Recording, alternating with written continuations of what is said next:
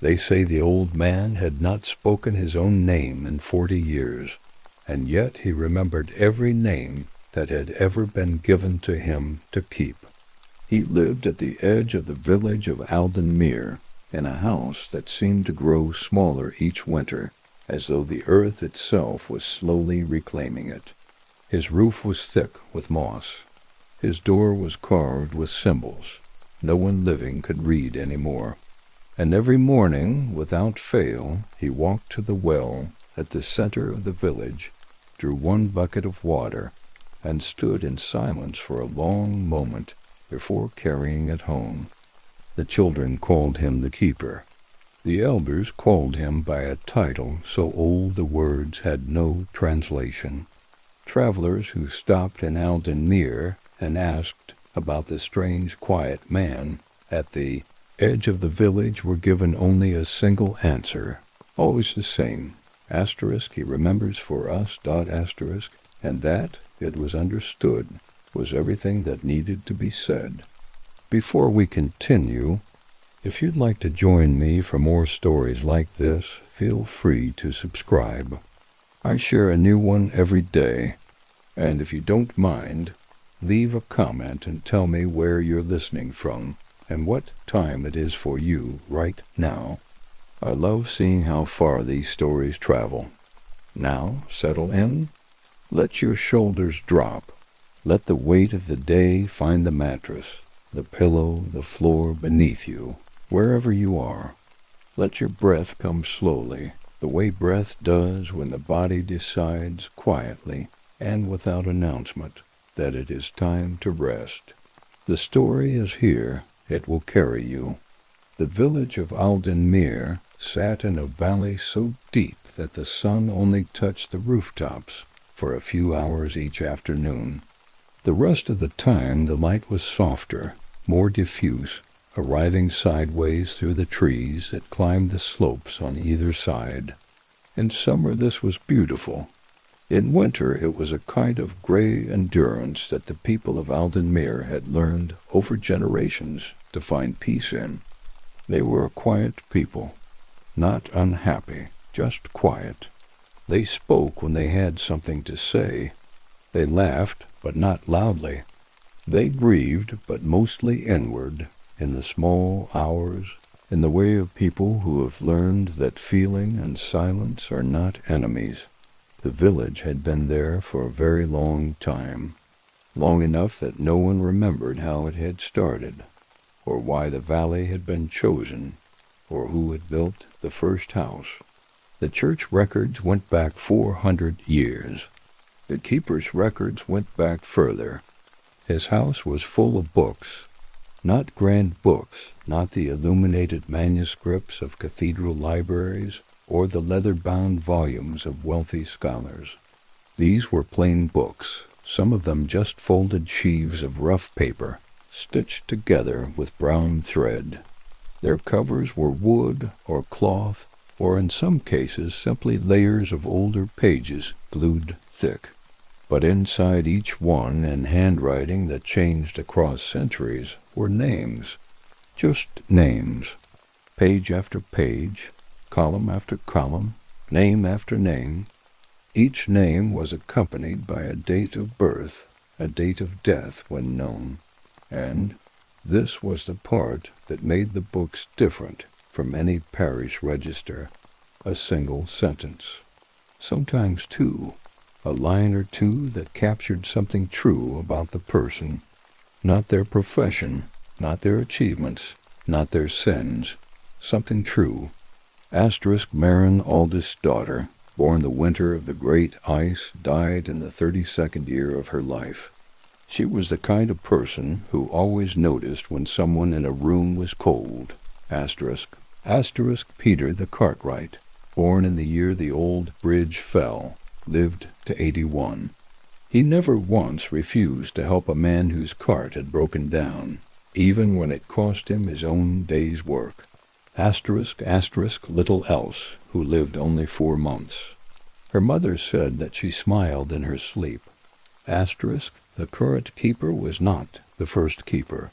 He was the 14th by the count of the books themselves. which began with a note in a hand so old the ink had turned rust-colored. Asterisk, I am beginning this record because the dead deserve to be known. My name does not matter. Only theirs. Asterisk. The current keeper had come to the role the way all keepers came to it, unexpectedly, in the aftermath of grief, when he had found himself drawn to the old house at the edge of the village, as though by a pull he couldn't name. He had been before just a man, a farmer's son. He had married, and his wife had died in the 3rd year of their marriage, taken by a fever in late autumn, when the cold came too quickly. He had no children. He had his fields and his silence, and he had a grief that sat in his chest like a stone that was too heavy to carry, but too precious to put down. One morning, a few months after his wife's death, he had walked to the old keeper's door. He did not know why.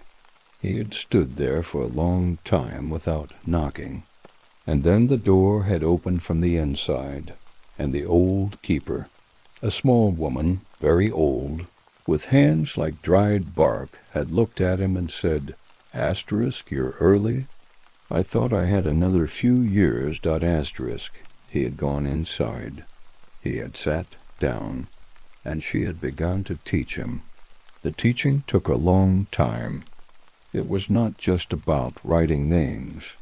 That was the simplest part, the part you could learn in an afternoon.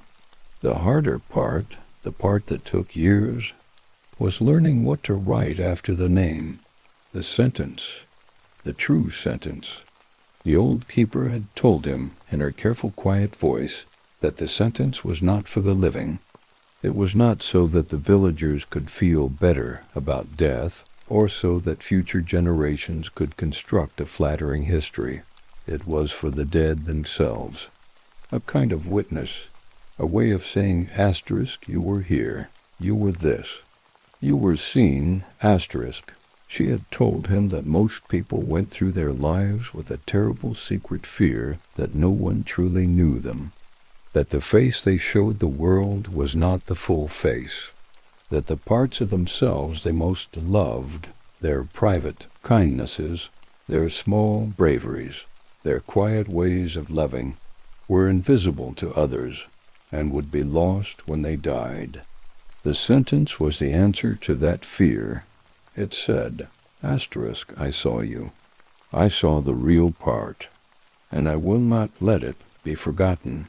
Asterisk. He had been the keeper for many years now, long enough that the old woman's face had softened in his memory into something more like warmth than grief, long enough that he had filled 3 new books himself and had begun a 4th. His mornings followed the same shape always. He woke before the light, in the slow, dark hour when the valley was absolutely still, when even the birds had not yet decided to begin. He lay in bed for a time and simply breathed. Then he rose, dressed, walked to the well. The walk to the well was part of the practice. The old keeper had insisted on it. Asterisk, you must move through the village every day. Asterisk, she had said. Asterisk, you must see the living, not just record the dead. Otherwise you become a librarian, and a librarian is not the same thing as a keeper. Asterisk, so he walked. And as he walked, he looked. He noticed who was already up, smoke rising from which chimneys. He noticed the baker's boy, always the first to arrive at the bakehouse, pulling his coat tight against the morning chill. He noticed the way the miller's wife stood at her window for a moment each morning before beginning her day, looking at something in the middle distance, something no one else could see. He noticed the old shepherd, who had been old for as long as anyone could remember, making his slow way across the field with his staff. He stored these observations, not for the book, not yet, just for himself, just for the practice of seeing, because to write the true sentence You had to be a person who truly saw. There was a young woman in the village named Salvi who came to him one autumn with a question she had clearly been carrying for a long time. She sat across from him at his plain table with a cup of his plain tea, and for several minutes she said nothing at all. He waited. He had learned over the years that the waiting was important, that people came to him when they were ready to ask, and that the question they asked first was almost never the real question. Finally she said, "My grandmother died last spring. You wrote her name in your book, asterisk." He said that he had. She said, "What did you write about her?" He got up, went to the shelf, found the book from that year, turned the pages with careful hands, and found the entry. He read it to her aloud. Brigitta Salvi's daughter, born in the year of the long floods, died in her 78th winter. She made her garden larger every year because she believed that beauty was a form of generosity. Salve was quiet for a moment. Then she pressed her lips together and looked at the window, and he could see she was deciding whether to cry. She did not cry. She said, "That's exactly right. He said. I know. She said, "How did you know?" She was just a quiet old woman. Most people here only knew her by sight. He said, "I walked past her garden every morning for 40 years. She looked at him for a moment. Then she said very quietly, "Is that what you do? You just watch?" He thought about this.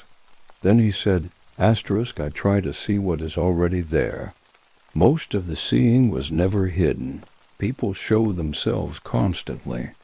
They show themselves in what they tend, and what they protect, and what they do when they think nobody is looking. Salvi looked at her tea. Then she said, "What will you write about me?" He said, "You're not dead yet?" She almost laughed. Then she said, "But you're already watching." He said, "I'm always watching." "That's the work." Let the room be quiet around you now. Let whatever sound there is, the wind, a passing car, the creak of the house, settling, let it be part of the quiet rather than against it. Sound and silence are not opposites. The keeper knew this. He lived in a house full of old silence, and he had come to understand that silence was not empty. It was layered. It held everything that had been said and left unsaid, everything that had been felt and not expressed, all the names that had ever been spoken in a room, and then grown still. His house was the deepest quiet in the valley. People sometimes came to him not to ask anything, not to deliver news of a death, not to add a name to the record. They came just to sit in the quiet of his house, which was a different kind of quiet from the quiet anywhere else. It was a quiet that felt inhabited, a quiet that knew you were there. He never turned anyone away. He brought tea, or he didn't, depending on what seemed right. He sat across from them, or beside them, or sometimes at his desk with his back half turned, if a person clearly wanted presence without the discomfort of being directly seen.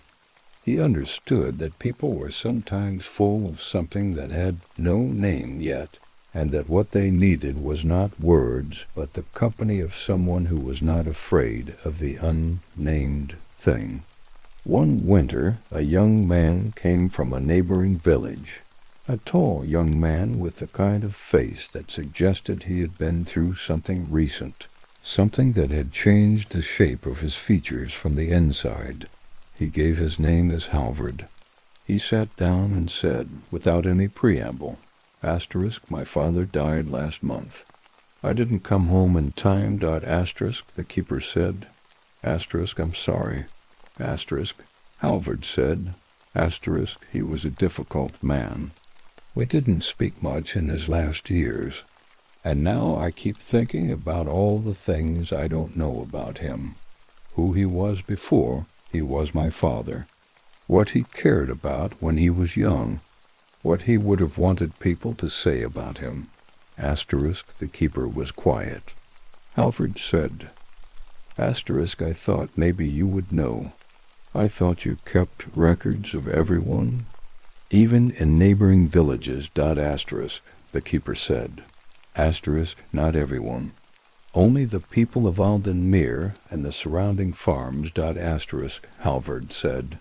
Asterisk, then you didn't know him. Asterisk, the keeper said. Asterisk, I knew him. Asterisk, Halvard looked up sharply. The keeper said, Asterisk, your father, Einar. He grew up on the edge of this valley before he moved south. He came back twice a year, every year, to check the grave of his own father. He never stayed long, but he always came. Asterisk, Halvard was very still. The keeper got up and found the right book.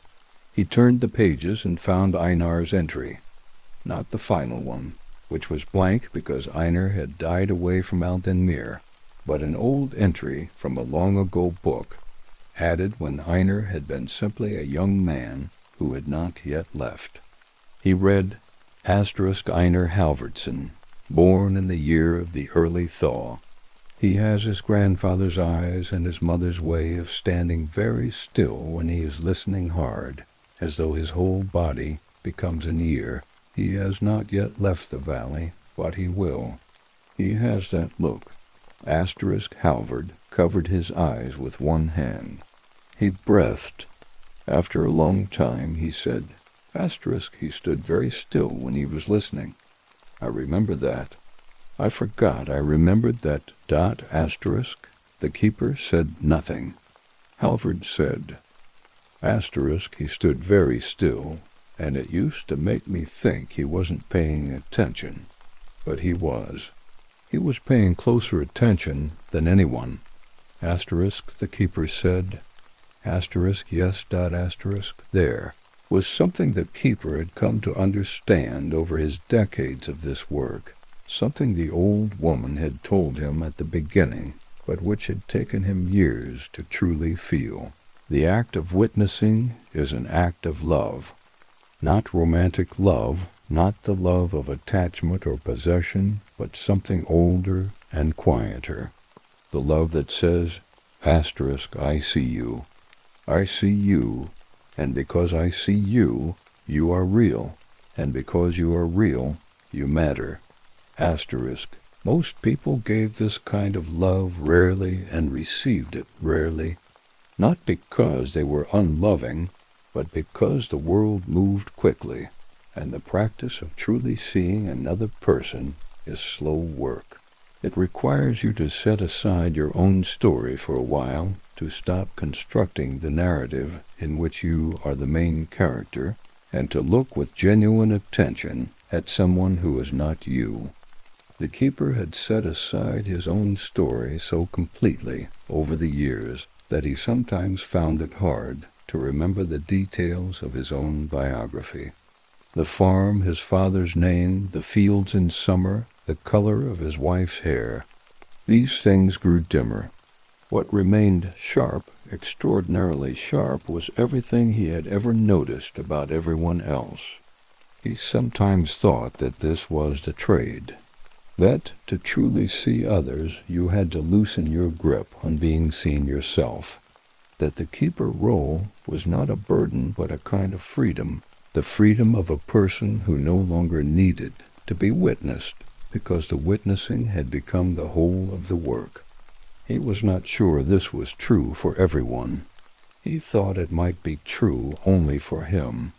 He thought the old keeper before him had been different, more present in herself, more clearly a person with her own wants and sorrows still visible in her face. He had admired that about her. He had wondered sometimes if he had disappeared too thoroughly, had given himself too completely to the watching. But then he thought of Salva's face when he read her grandmother's sentence to her. He thought of Halvard's hand over his eyes, breathing. He thought of all the families who had come to him after a death, not sure what they were looking for, and left with something they could carry. And he thought, this is enough. This is the right use of a life. Sleep is close now. You can feel it at the edges, that soft dimming at the borders of your thoughts, where the images are already beginning to blur and shift, the way eye ages do when the mind begins to release its grip on logic and sequence and cause and effect. Let it come. The story is still here. It will keep going even as you slip. Even if you lose the thread, the sound of the words will remain. A river you can drift on, a current that carries you somewhere soft and slow and very far from anything that needs your attention tonight. In the 4th year of the keeper's practice, the village had been struck by a sickness that moved through the houses quickly. In the cold weeks of late winter, when the valley felt most enclosed, most sealed off from the wider world. The sickness was not the plague. It was nothing so catastrophic.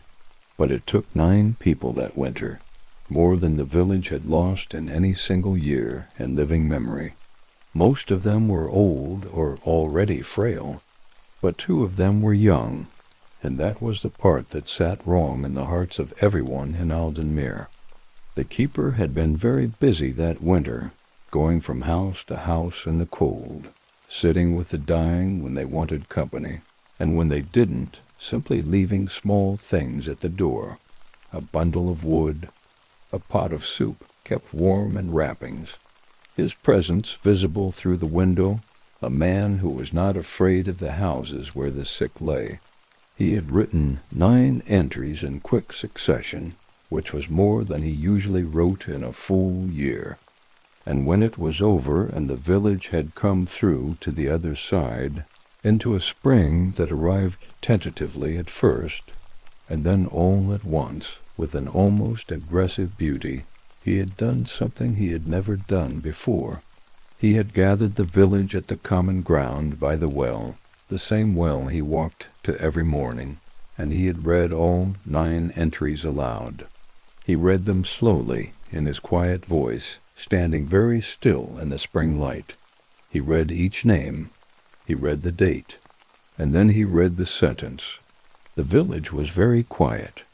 He read, old Thorstein, who had fished the river every morning for 60 years, and who always stood at the water's edge for a moment before throwing the first line, as though he was asking the river's permission. He read, Marta, the weaver, who understood that color was a language and who spent her life in conversation with it. He read, young Asmund, 17 years old, who had a gift for finding the exact right word to make someone who was crying feel, instead, like laughing. He read, Ingvild, who was 6, who loved cats and moving water and the smell of bread, and who could sit completely still watching a beetle cross a stone for longer than most adults could sit still watching anything. When he was finished, there was silence. And then, slowly, as though one person gave another person permission, and that person gave a third permission, the village wept. Not in a broken way, not in a frightening way, in the way that tears come when something has been acknowledged that was too large and too true to hold any longer. The keeper stood in the spring light and met them. He did not say, they are in a better place. He did not say, time heals ... He did not say anything at all. He just stood there, present, and the presence itself was the whole thing, the whole gift. The years moved through the valley the way years do in such places, not quickly, not dramatically, but with an accumulating weight of seasons and changes that, when you stepped back and looked, added up to transformation. Children grew into adults. Adults grew into elders. Elders grew into entries in the book. New families arrived from other villages, drawn by the quiet and the slowness of Alden Mere, and found that the valley had a way of absorbing newcomers, folding them into its rhythms over time, so that after a generation their children were as much of the valley as anyone whose family had been there for centuries. The keeper watched all of this from his post at the edge. He watched the baker's boy grow into a baker, and then into a baker with his own boy, who had the same early morning habit of pulling his coat tight against the cold. He watched the miller's wife's morning window ritual continue for decades, long after her husband had died, and understood that she was not looking at nothing. She was looking at the field beyond the mill, where she and her husband had once kept a kitchen garden, and which had long since gone back to grass, but which she remembered in every detail, every morning, the way a person remembers a dream they have decided not to let go. He watched Salve become a woman who made her own garden larger every year, just as her grandmother had, the inheritance moving through the blood without anyone teaching it. He watched Halvard visit once a year, always in autumn, to sit at his father's grave in the old churchyard. He had not had a headstone put up. He had planted an oak tree instead, very small at first, that grew slowly, as oaks do, with the patience of something that expects to outlast everything else. The keeper added small notes to his observational records, not the formal entries, those came only with death, but private notes, in his own shorthand that he kept in a separate small notebook. These were not for the archive. They were for his own practice of seeing, the daily exercise of attention. Asterisk, the miller's wife has stopped going to the window in the mornings. She has started going in the evenings instead, just before dark. I think the quality of what she is remembering has changed. Asterisk, asterisk. The new family from the north, the Erlands, have a daughter who sings to herself while she works in the garden. She does not seem to know she does this. It sounds like she is having a conversation. Asterisk, asterisk, old shepherd passed the 1,000 morning mark by my count today. He has been walking that same field with his staff for 1,000 mornings at least. The grass knows his footsteps. Asterisk, the question of the keeper's own sentence occupied him sometimes. He was not morbid about it. He was a person who had thought about death every day of his professional life, and had long since reached a kind of peace with the concept. Not indifference, but peace. Death was the punctuation at the end of a sentence. What mattered was the sentence itself. But he was curious. He wondered who would write his entry. There would be a next keeper, as there had always been. That person would come, as he had come in the aftermath of something drawn to the house by a pull they couldn't explain, and they would sit down and he would teach them as he had been taught. He had begun to think about what he wanted the new keeper to know, not the technical things, how to bind the books, which ink held longest, how to ask the right questions, gently enough that people told you the truth without feeling interrogated. Those things could be taught quickly. What he wanted to convey was harder to say. He had tried in a letter that he kept in the front of his current book, unaddressed, beginning with asterisk, to whoever comes after me, asterisk, he had written, asterisk, the work is not about death.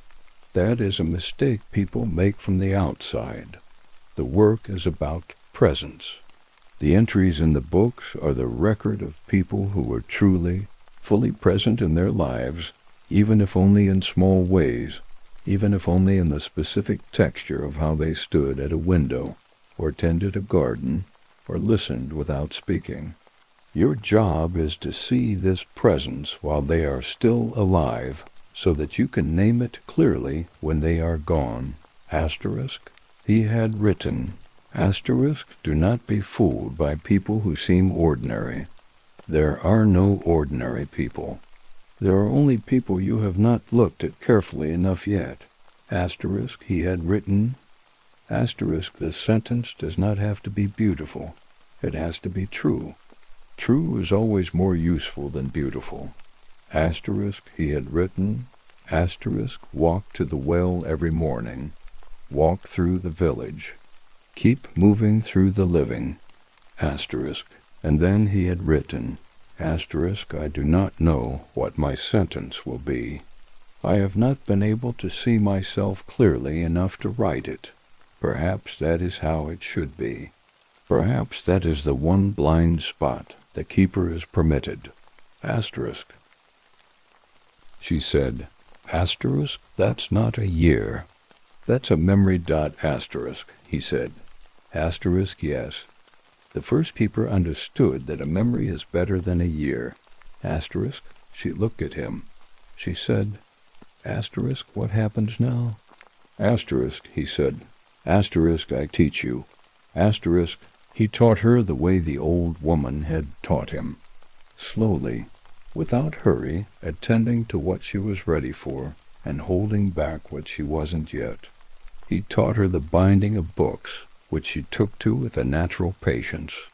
He taught her the choice of ink, which she found interesting in a practical way.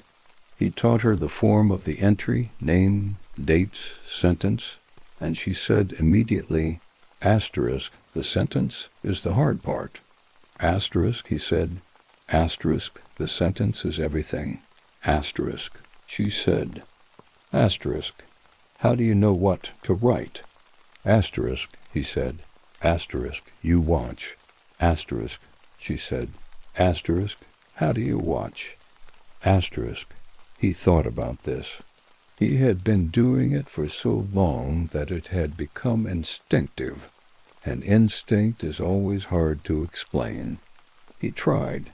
He said, Asterisk, you look for the thing a person does when they don't know they're being observed. The habit, the small action, the particular stillness or particular motion. Everyone has one. It is always true. It is always a key dot asterisk, she said. Asterisk, a key to what? He said, asterisk, to the whole of them dot asterisk. She thought about this. Then she said, asterisk, the woman who lives by the mill. She stands at her window every evening, dot asterisk. He looked at her. He said, asterisk, yes, dot asterisk. She said, asterisk, she's looking at the place where the garden was. Asterisk, he said. Asterisk, how do you know that? Asterisk, she said. Asterisk, because I asked her. I asked her once, just in passing, and she told me. She said she keeps the garden there in her mind, so it doesn't disappear completely. Asterisk, he said. Asterisk, that's the sentence. Asterisk, she looked at him. He said, asterisk, that is what you write for her, that she kept the garden, that she understood that things can live in the mind after they're gone from the earth, that she was a person who preserved things through the act of remembering. Asterisk, the new keeper, looked at the window for a moment. Then she said, asterisk, she's still alive. Asterisk, he said. Asterisk, I know. I told you the watching is for the living. The sentence comes later, but the seeing has to start now. Asterisk, he worked with her through the autumn and into the winter, and then through another spring, and he could feel, with the animal certainty of someone who has lived close to endings, that his own ending was not far away. He was not frightened. He was, if anything, curious. He had spent a lifetime in proximity to death, and had come to see it not as an interruption, but as a completion, the sentence ending, the paragraph finishing, the page turning. He had one remaining question, the one he had carried for years. What would she write about him? He did not ask. It was not the keeper's place to ask about their own entry, but he thought about it sometimes, in the quiet mornings at the well, and he found himself hoping that she had seen clearly enough, was already keeper enough to find the real thing rather than the obvious thing. Not. He kept the memory of the village for 43 years. Not. He was a good and faithful servant of the dead. Something true, the thing that was specifically him. He thought, with the strange humor that had developed in him over decades of close proximity to mortality, that he might never know, that he would die, and the sentence would be written, and he would be in the book, and that would be that. And that was as it should be. He had not done this work to be known. He had done it because a young man in grief had walked to a door, and the door had opened, and what was on the other side had made sense in a way that nothing else had since his wife died. He had done it because the old woman had looked at him and seen something, and had offered him a shape for his life that fit the shape of his particular self. He had done it because the work was good. The spring came, and with it, warmth.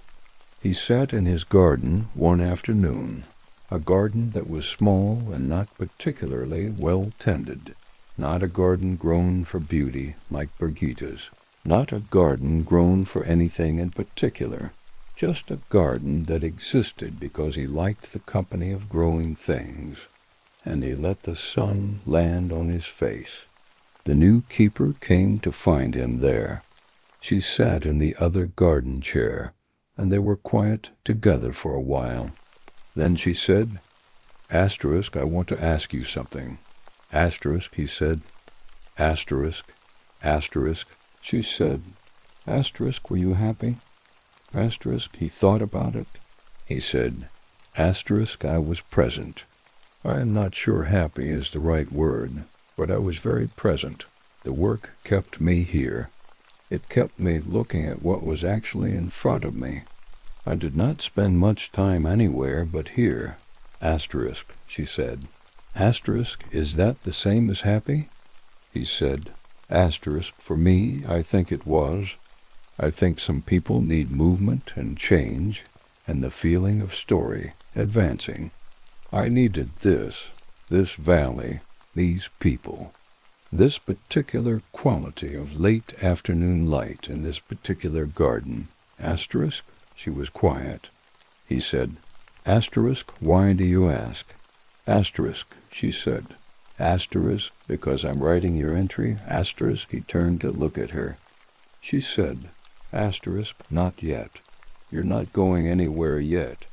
But I've been watching you for a year, and I think I know what I'm going to write. And I wanted you to know that I've been watching, that you've been seen. Asterisk. He looked at her for a long moment. He said, asterisk, thank you. Asterisk, she said. Asterisk, I'm not going to tell you what it says. Asterisk. He said, asterisk, I know. That would not be right. Asterisk, she said. Asterisk, it's true, though. Asterisk, he said. Asterisk, then that's all it needs to be. Asterisk, let yourself go now. You have been held up long enough by the work of being awake. You have held enough today. You have carried what you needed to carry, and now you can set it down, here in the dark, in the quiet, and let it rest until morning. The keeper is still at his well. He draws the water. He stands for a moment, looking at the valley, at the light moving through it, at the smoke rising from the chimneys, at the small signs of living that accumulate everywhere you look, if you know how to look. He carries the water home. He sits down at his desk and opens the current book to a fresh page, and he picks up his pen, and he waits. He is always waiting, not impatiently, with the patience of someone who understands that the right moment comes when it comes, and that the work of waiting is itself a form of attention. Outside his window, the valley continues its ancient business of being alive. The birds have started. The baker's boy is pulling his coat tight. The miller's wife has gone to her evening window. The old shepherd is crossing his field. All of them seen, all of them known, all of them in the quiet certainty of the keeper's books preserved. The last entry in the 14th volume, the volume that the 15th keeper would add to and carry forward, was written in a different hand, a careful hand still learning its own confidence. The ink was dark and clear. It read, Asterisk the keeper of Alden Mere, whose given name he set aside long ago. He lived in the house at the edge of the valley for 44 years, and in all that time he never once looked at another person without truly trying to see them. This was not a skill. It was a decision he made every morning, at the well, in the quiet before the birds, to treat the world as worthy of his full attention. He was right. It was asterisk sleep now. The names are safe. You are seen. You are known. You can rest. Asterisk stories before sleep. A new story. Every day. Asterisk